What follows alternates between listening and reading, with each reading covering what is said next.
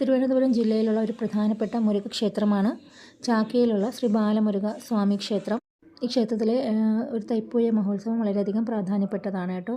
ഇവിടുത്തെ തൈപ്പൂയത്തിൽ അഗ്നിക്കാവടിയൊക്കെ നടത്താറുണ്ട്. വളരെയധികം പ്രത്യേകതകളുള്ള ഒരു ക്ഷേത്രമാണ്. ഈ ക്ഷേത്രത്തിൽ മുരുകന് പുറമെ ഭദ്രകാളി ദേവിയെയും കാലഭൈരവനെയൊക്കെ ആരാധിക്കാറുണ്ട്.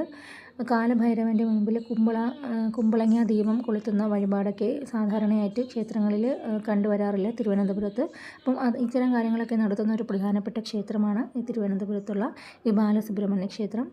ഇത് തൈപ്പൂയവുമായിട്ട് ബന്ധപ്പെട്ട് അഗ്നിക്കാവടിക്ക് കാണാൻ വേണ്ടി പോയപ്പോൾ എടുത്തിട്ടുള്ള വീഡിയോ ആയിരുന്നു കേട്ടോ. രാത്രിയിലാണ് പോയിട്ടുണ്ടായിരുന്നത്. അതുകൊണ്ട് തന്നെ വീഡിയോ അത്ര ക്ലിയർ ആയിട്ട് എടുക്കാൻ സാധിച്ചിട്ടില്ല. എന്തായാലും വേറൊരു ദിവസം പോയിട്ട് ഇതിൻ്റെ പകൽ വെളിച്ചത്തിൽ ഒരു വീഡിയോ എടുക്കുന്നുണ്ട്. ഈ ക്ഷേത്രത്തിലെ ശിവകുടുംബവും തന്നെ നമുക്ക് കാണാൻ സാധിക്കും. ശിവനും പാർവതിയും മഹാഗണപതിയും അങ്ങനെയുള്ള എല്ലാ പ്രതിഷ്ഠയും അയ്യപ്പനും ഒക്കെ നമുക്ക് ഈ ക്ഷേത്രത്തിൽ ഉപപ്രതിഷ്ഠകളായിട്ടുണ്ട്.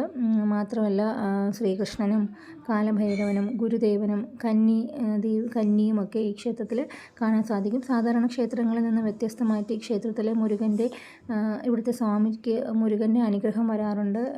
മുരുകൻ്റെ അനുഗ്രഹം വന്ന് നമ്മളോട് കാര്യങ്ങളൊക്കെ നമുക്ക് എന്തെങ്കിലും പ്രശ്നമൊക്കെ ഉണ്ടെങ്കിൽ ചോദിച്ചറിയാവുന്നതും ഒക്കെയാണ്.